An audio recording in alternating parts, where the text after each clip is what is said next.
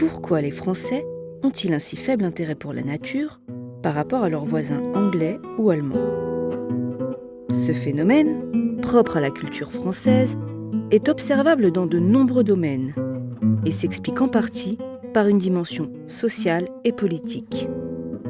Un phénomène complexe, largement sous-estimé, notamment lorsque l'on souhaite préserver l'environnement naturel à une époque où il est terriblement menacé.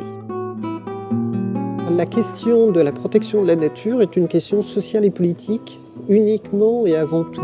Il faudra un jour comprendre que, encore une fois, les problèmes posés par la protection de la nature ne se trouvent pas dans la nature. Depuis toujours, je me suis rendu compte que les Français montraient un intérêt beaucoup plus faible pour la nature réelle, la nature ordinaire, que leurs voisins britanniques. L'exemple le plus extraordinaire est sans doute celui de Gilbert White, un Britannique qui fait paraître un livre, L'histoire naturelle de Selborne. C'est un livre qui va donc passionner les Britanniques. Il faut songer que c'est le livre le plus édité et réédité après la Bible et Shakespeare, ce qui est quand même pas mal. Et qu'est-ce qu'on trouve dans ce livre? Uniquement la description de ses observations absolument précises et merveilleuses qu'il fait dans son jardin et dans le chemin qui est à côté de son jardin.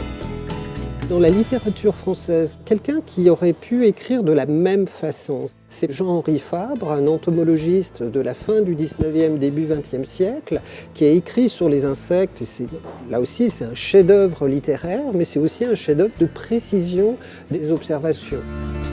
Fabre n'a jamais connu le succès littéraire, éditorial d'un White. C'est pas que Fabre n'a pas existé, c'est qu'il n'a jamais rencontré un public aussi enthousiaste que les Britanniques par rapport à cette description de cette nature. L'écriture d'un livre, c'est toujours un peu une aventure très personnelle. Pour moi, c'est l'occasion, c'est un peu le plaisir qu'on a face à un puzzle, parce que les choses s'agencent, s'assemblent lors de l'écriture du livre.